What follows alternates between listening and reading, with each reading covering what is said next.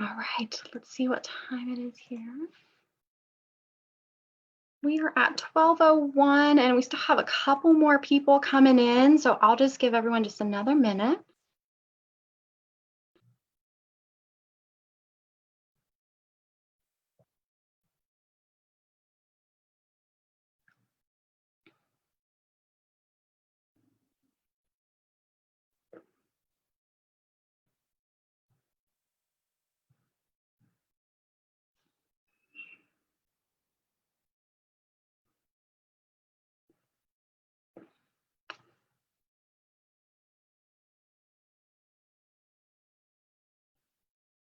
All right, just before we get started, we'll continue to add people as they join. So if you know of anyone else that was coming, please encourage them to please still join us. We can add people throughout the webinar. Everyone is completely welcome. But before we get started, I just wanted to let you all know that we will be recording this session and posting it for later viewing.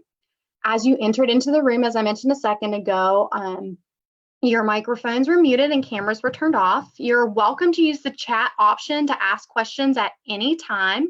And if you are viewing via Facebook Live, you can ask questions by commenting on the post. We will address questions at the end and have plenty of time to do that. Questions will additionally be recorded, so you'll be able to go back and kind of re-review those questions and answers as well. For those returning from previous weeks, thank you so much for coming back. And for those of you who are joining us for the first time, welcome. This is our third session of a 4-part series on the new American plate. We will be addressing vegetables and fruit today. And before we get into the slides, does anyone have any questions they'd like to ask before we get started? If so, you're welcome to put that into the chat. And is anyone having any issues hearing me or seeing the presentation on your screen? All right, I'm not seeing anything in the chat box. And let me just make sure no one else is kind of waiting to join us. Looks like we're good. So we can go ahead and dive right in. All right, for those of you who do not know me, my name is Allie Farley, and I am a dietitian with VCU and Massey Cancer Center. I've been working with Massey for just over 2 years. My role with Massey is as an active member within the integrative health team. I work not in the traditional clinic setting, providing one-on-one counseling, but throughout the community, offering nutrition outreach, education opportunities. Our objectives today are to briefly re-review some of the topics we talked about over the past few weeks regarding the stages of transition to the new American plate, define health benefits related to vegetables and fruit, address the importance of eating a variety of color, compare organic versus non-organic, fresh versus frozen and canned vegetables and fruit, identify the proper ways to store vegetables and fruit, assess some techniques to use while cooking, discuss some recipes that would be incorporated into a daily meal plan, and set goals and challenges for ourselves like we did last week. So let's get started. For those of you who were with us over the last few weeks, this will be a quick refresher. The American Institute for Cancer Research's new American plate is a plant-based diet that puts the research for reducing cancer risk into action. It can be plant-focused diet with plant foods only, or can include moderate amounts of animal-based foods. The new American plate demonstrates healthy choices for the proportion of different foods on your plate and for the portions you eat. We want to aim for vegetables, fruits, whole grains, or beans to provide 2/3 or more of each meal, with 1/3 or less coming from animal protein. This plate method emphasizes choosing foods with plenty of fiber, nutrients, and plant compounds, while limiting foods that increase your risk for cancer and helps you reach and maintain a healthy weight status. However, changing dietary habits isn't always easy. A slow transition to your main goal will help with greater success. I want to encourage you all to start where you are at and make small steps to transitioning to healthier food choices. As you can see from the plates on this slide, stage 1, the old American plate, includes a large portion of meat covering half the plate and starchy vegetables. Stage 2, the transitional plate, is a little better with a more appropriate sized portion of red meat, maybe approximately 3 ounces, a whole grain and vegetable. Stage 3, this is the new American plate. It sets us up for better health and success in regards to following the American Institute for Cancer Research's plate method of 2/3 of your plate offering plant-based nutrients and 1/3 or less of animal-based protein. Stage 4, another option for the new American plate. This is the one-pot meal, also meeting the recommendations. This plate is a great way to incorporate a lot of whole grain nutrients and vegetables while using meat as a condiment or a small amount just to add some additional flavor. So as I mentioned in the objectives, our goal today is to review vegetables and fruit and how we can incorporate more of these food items into our diet. As we all now understand, the American Institute for Cancer Research supports eating a plant-based diet with plenty of vegetables and fruit, which may reduce our risk for many cancers. The dietary guidelines also links a vegetable and fruit-heavy diet to a lower risk for chronic diseases like heart disease and type 2 diabetes. So as we move forward and start picking out recipes, maybe planning out our meals and snacks, we want to think of what plant foods we can incorporate first. Plant foods are rich in phytochemicals, which are natural substances that keep you healthy and may play a role in cancer prevention. Think of the crunch of an apple, maybe the tart taste of a cranberry, the warm aroma of cinnamon, and the bright color of a pumpkin all come from phytochemicals.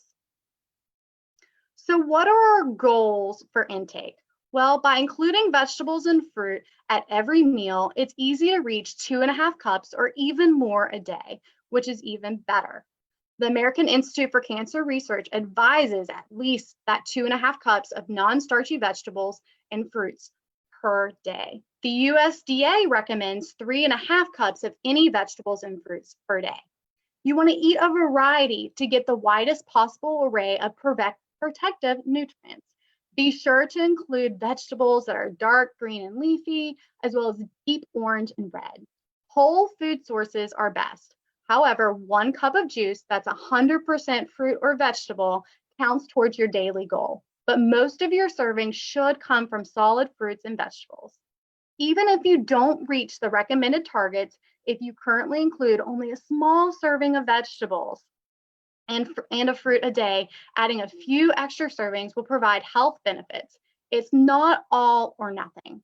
So for example, fill up on those non-starchy vegetables. Maybe start your meal with a green salad, toss lightly with vinaigrette dressing, serve a broth-based vegetable soup as a first course, try steamed or stir-fried veggies like bell peppers or summer squash.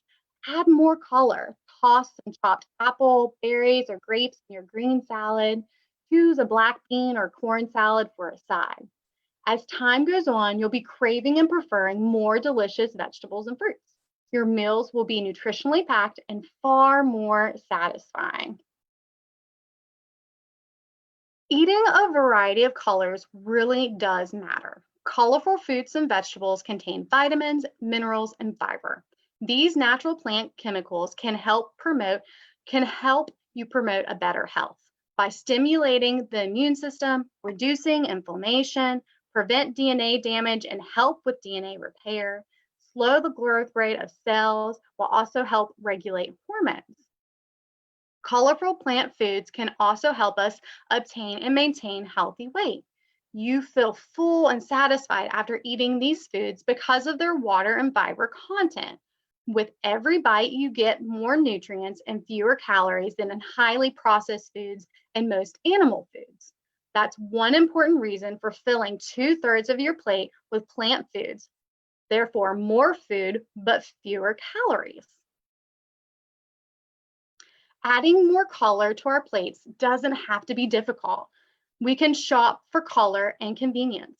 Select fresh produce that will ripen at different times during the week. Buy your usual fruit and vegetables, but try something new such as kiwi or papaya or even purple potatoes.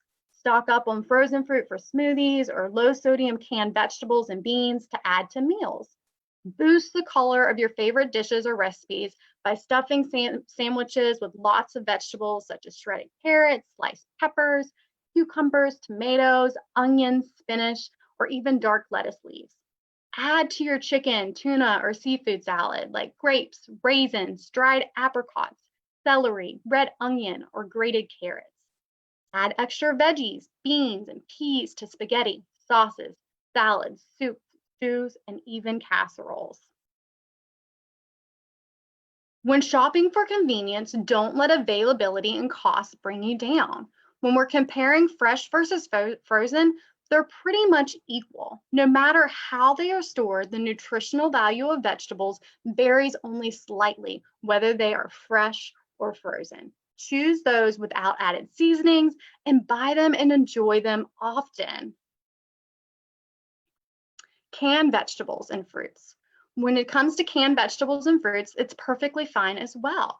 Buy fruit canned in water or light natural juices. Check the label for sodium content and choose the low sodium version of vegetables. Rinse your canned foods to remove some of the juices or the sodium added to them. Organic or non-organic? I feel like I get this question a lot. The concern about the possible effects of food additives on health, including cancer, is one reason that many people are now interested in organic foods. Organic foods are often promoted as an alternative to foods grown with conventional methods such as chemical pesticides and herbicides, hormones, or antibiotics. Whether organic foods carry a lower risk of cancer because they are less likely to be contaminated by compounds that might cause cancer is largely unknown. Several studies have looked at the nutrient content of organic versus non-organic. Some studies suggest a higher nutrient content. Others suggest no difference. Health benefits such as reduced cancer risk is not identified. So ultimately, it is really a personal health choice. It can be expensive to purchase everything organic. Vegetables, fruits, and whole grains should form a central part of a person's diet, regardless of whether they are grown conventionally or organically.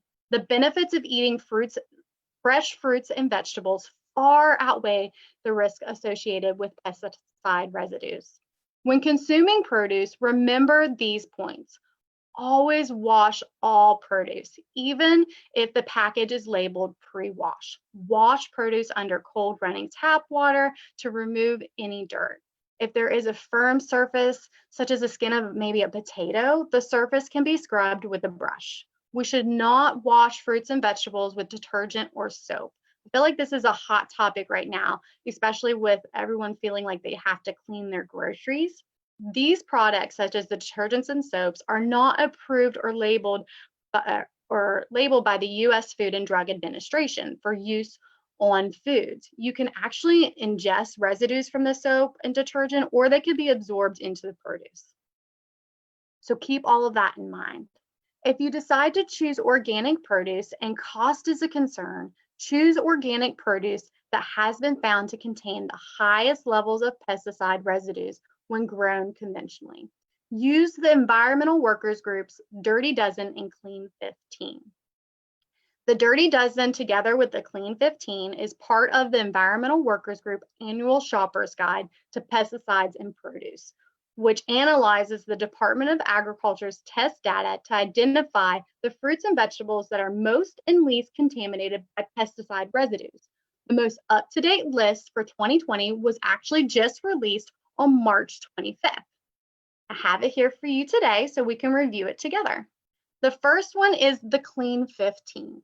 This full list can be found on the link I have identified on this page, as well as in the Environmental Workers Group app, which can be downloaded on both Apple and Android.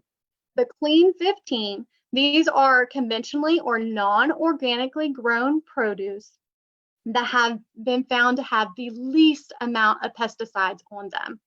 So these are ones that if you're wanting to consume less of those chemicals and added substances, that can be purchased non-organically.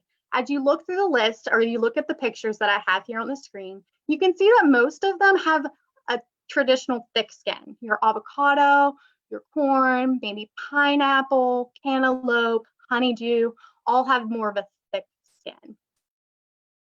When you're looking at the Dirty Dozen, this again is conventionally grown non-organic produce that have the most amount of pesticides found on them. Typically, strawberries and spinach are always that top two, and they're going to have the most pesticides on them. You can clean them, but if you're wanting to consume less amount of these chemical substances, these are the ones that if they are available, you may want to try to buy organically.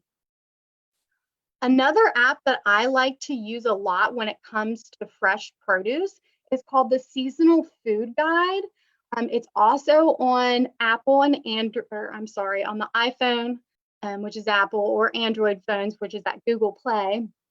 And this guide is great because you can pick the state that you're located in, you can pick the time of the year, and then it will provide you with all the local fresh produce that is available.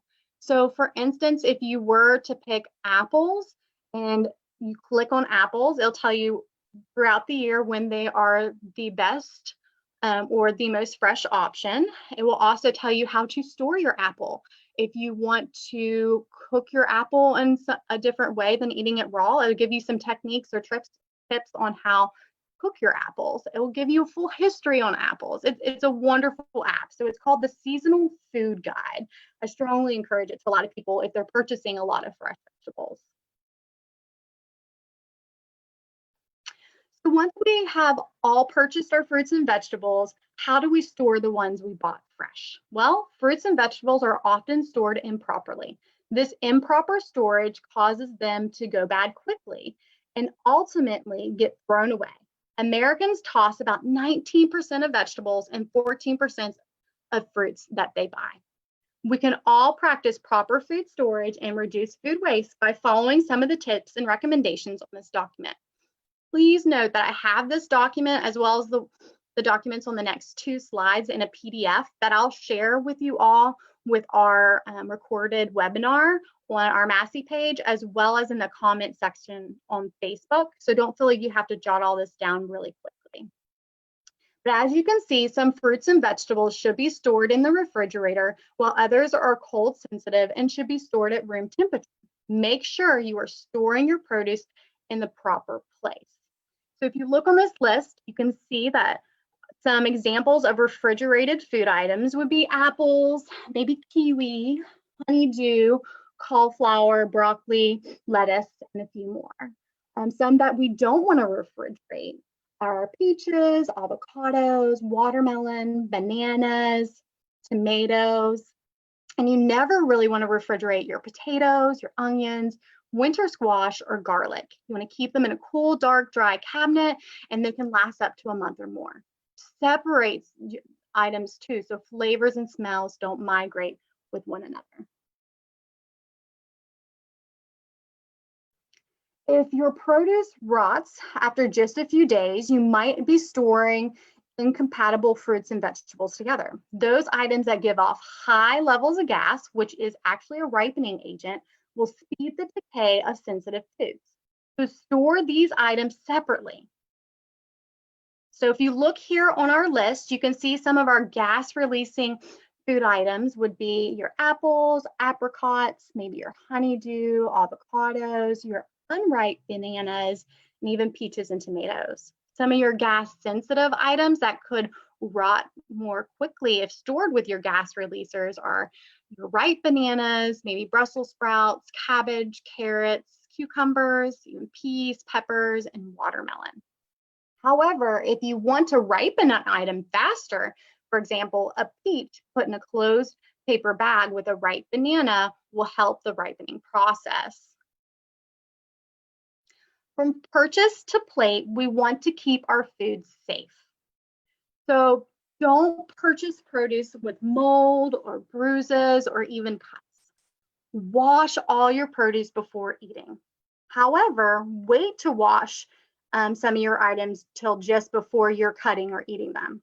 If you wash before storing, may actually promote bacterial growth and speed up the spoilage. So don't wash them until you're going to use them. Separate sure you all have heard this several times. You want to separate ready-to-eat foods like fruits and vegetables from raw meat, poultry, seafood, and eggs. And then set your refrigerator to proper temperatures, 40 degrees Fahrenheit or lower. So now that we know how to purchase and how to properly store our vegetables and fruit, let's talk about some cooking techniques. I want to note that traditionally we eat fruit raw, but many of these techniques can also be used for fruit. The American Institute for Cancer Research identifies steaming, stir frying, sautéing, and roasting as the healthiest ways to prepare our vegetables besides consuming them raw. These methods, if done correctly, prevent the overcooking of vegetables that would disintegrate the valuable nutrients of most raw vegetables. Steaming. Well, steaming works by boiling water continuously, causing it to vaporize into steam. The food is kept separate from the boiling water, but has direct contact for the steam, resulting in a moist texture to the food. You may be thinking to yourselves, why steam rather than boil? Well, boiling vegetables can cause water-soluble vitamins to leach into the water. So unless you're going to drink the water along with your vegetables, such as when we're making soups and stews, these vitamins are typically poured down the drain. Steaming is a gentler way to cook because the vegetables don't come in contact with the boiling water. Also, just a small fact to keep in mind when cooking vegetables, cook them whole as often as you can to preserve the nutrients. When that's not practical, just be sure to cut them into large uniform pieces that will cook evenly. A common method of Chinese cookery is stir frying. Studies show that during deep fat frying, fat penetrates the food and vegetables hydrate. But stir frying in a bit of healthy cooking oil, such as extra virgin olive oil, is a great way to cook many vegetables. Not only does it maximize flavor, but the addition of olive oil appears to increase the absorption of some phytonutrients. That's because many of the vitamins and nutrients in vegetables are actually fat soluble, meaning your body absorbs them better in the presence of fat. Olive oil is a great option for stir frying because it has one of the highest levels of antioxidants and phytonutrients of the cooking oils. Next, we have sautéing. This word comes from the French verb sauter, which means to jump, and describes not only how food reacts when placed in a hot pan, but also the method of tossing the food in the pan. Stir frying is similar to sautéing, but amplified. With stir frying, the heat is a little bit higher and the action is faster. Sautéing cooks large or small pieces of food in a wide shallow pan in a small amount of hot fat, such as olive oil, over medium-high heat, turning often and just once. Roasting. Roasting involves cooking vegetables in a high heat oven. When we're talking about roasting vegetables in the oven, you want to start out with choosing the best vegetables for roasting. Vegetables such as onions, potatoes, carrots, beets, winter squash, and other hardy root vegetables work well. Keep in mind that tender vegetables such as asparagus and mushrooms are great too. Cooking times and temperatures may vary, and you can use a small amount of olive oil to increase the absorption of fat-soluble vitamins found in vegetables. Typically, when we're roasting, we're cooking around 400 to all the way up to 450. If you find a recipe that requires you to roast at a much higher temperature, in the high 400s, or even up to 500, some other oils with different smoke points that might be more beneficial are soybean oil, safflower oil, or even avocado oil. Some additional techniques would include grilling. You can grill vegetables on a hot grill for about 5 to 6 minutes on each side. When you're grilling vegetables, it is not the same as grilling animal proteins or meats. I'm sure some of you have heard there are maybe some concerns with high temperatures from the grill and animal proteins producing HCAs. Vegetables do not produce this compound, so it's completely safe.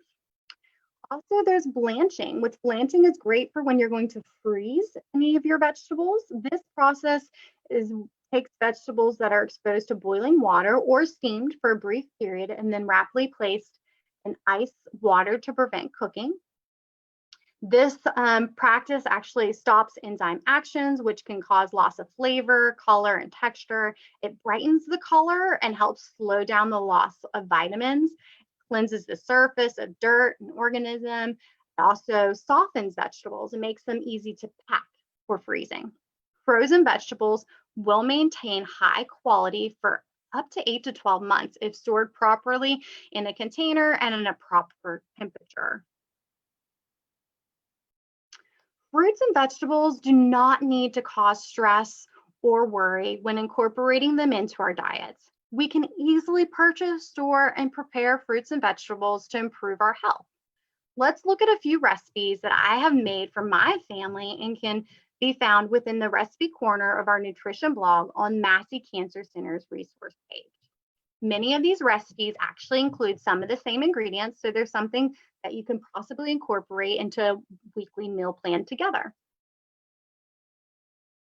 The first one is a blueberry kale smoothie. Now you can do lots of different variations of this recipe, but how I prepared this one was using frozen blueberries. You could also use fresh or even a mixed berry.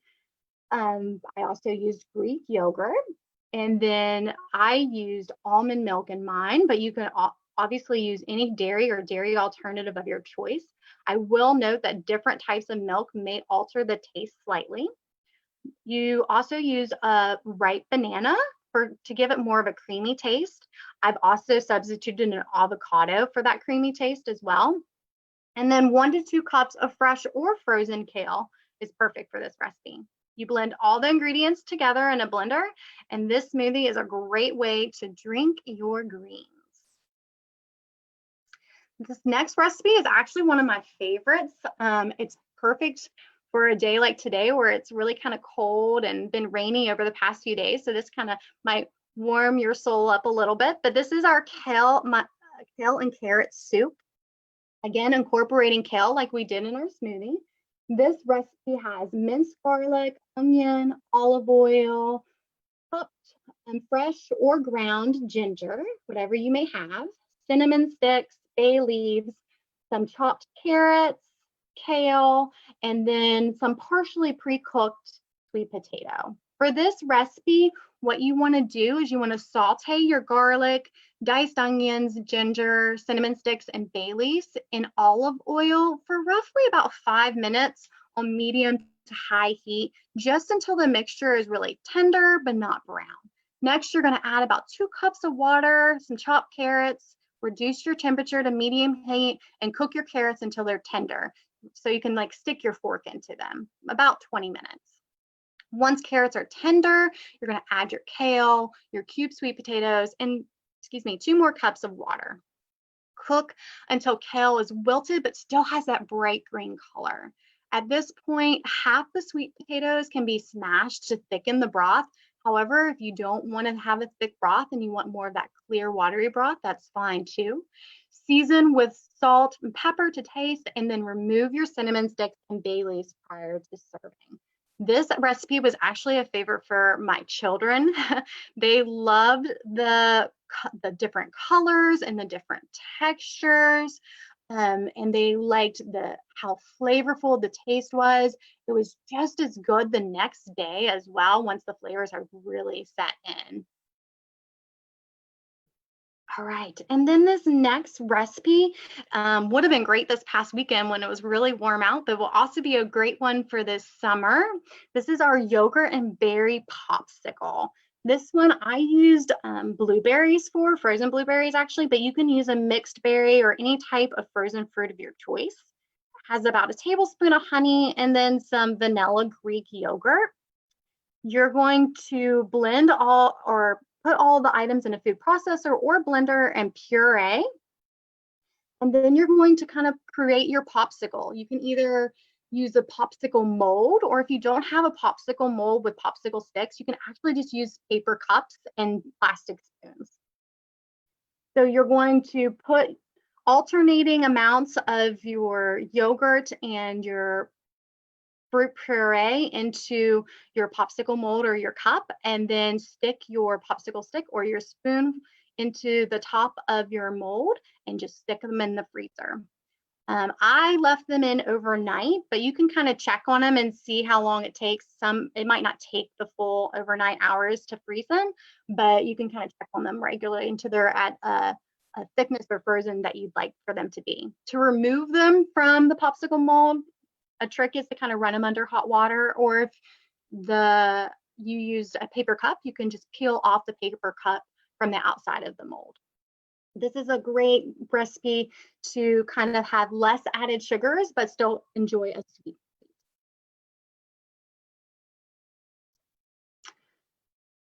So finally, before we wrap things, let's again, like last week, set some goals and challenge ourselves.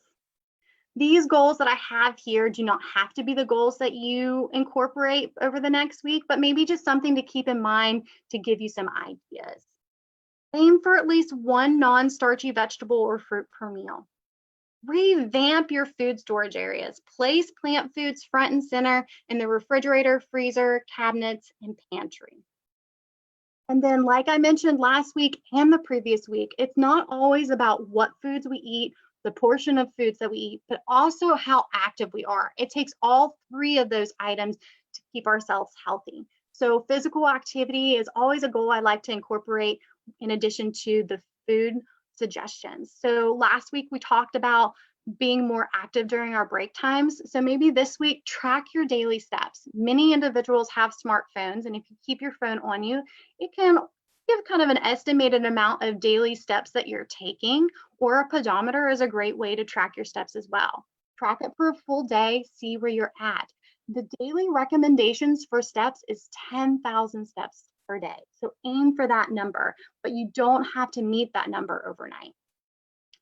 And then, like I mentioned last week, take pictures, be proud of your plate, try new recipes, challenge yourself and others to meet the same goals you have made for yourself. So in review, we want to aim for vegetables, fruits, whole grains, or beans to provide 2/3 or more of each meal, with 1/3 or less coming from animal protein. Plant foods are rich in phytochemicals, which are natural substances that keep us healthy. Eat a variety of colors to get the widest possible array of protective nutrients. When shopping, don't let availability and cost bring you down. It's okay to purchase fresh, frozen, canned, organic, non-organic, whatever you find best. Proper storage or produce is important. Wash all your produce. Use healthy cooking techniques like we talked about today. Set goals and challenge yourself to help make a transition to the new American plate successful. And of course, check out more recipes on our nutrition blog. And if you got anything from today, I hope you take my take-home message of eat more fruits and vegetables is the most important part. For those of you who participated over the last few weeks, our webinars are still available for those of you who did not participate over the last few weeks. But as you all know, that, like I mentioned in the beginning, this is a 4-part series, and we're going to finish up our series next week on whole grains. So please come back and take part in that webinar. Please go back and review the other webinars, either on our resource page with Massey or on Facebook. They're all available for your viewing. Before we jump into questions here, which please go ahead and start typing in questions if you do in the chat box, I'm actually going to pull up a poll. Those of you who are viewing via Facebook, you won't be able to see this poll, but the poll is really just asking for feedback. Let us know how this webinar went. Perhaps if you have any suggestions or recommendations, you can also include that in the chat box. If you're watching via Facebook, please share your comments, or you can also send me an email, which my email will be on this next slide here. And we can definitely address any suggestions or recommendations. We're open to your all's thoughts, absolutely. All right. I do know we have one question already here on our chat, so I'll go ahead and address that one real quick, but if anyone has any questions, feel free. The question is regarding the storage of onions, once you've cut into one and didn't use all of it, can it be refrigerated? Yes, absolutely. Those items that were mentioned as those to not keep in the refrigerator on the first part of that PDF, if once you cut into them, like the onions and the watermelon and things like that, please feel free to refrigerate it. It will help keep them from spoiling faster. Once you cut into that onion, you've let a lot of air and other gases and things into the product, so it will spoil faster if you're not refrigerating it. So put it in a nice tight container or a bag and keep it in the refrigerator. Good question. And again, my email is on this slide right here. So if you have questions that you don't want to address on this webinar, please feel free to email me any questions. If you did not receive an email about our webinar and you would like to receive an email about our webinar, please also include your email in the chat and we will add you to our list.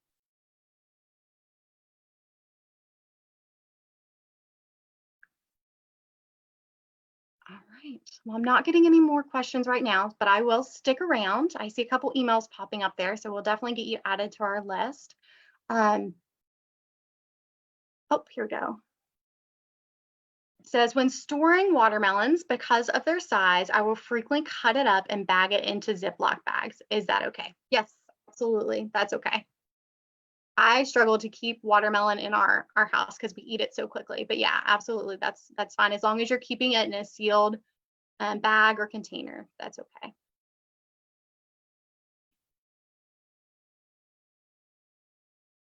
All right, well, I do encourage you all, please come back next week. I'd love for you to participate again next week.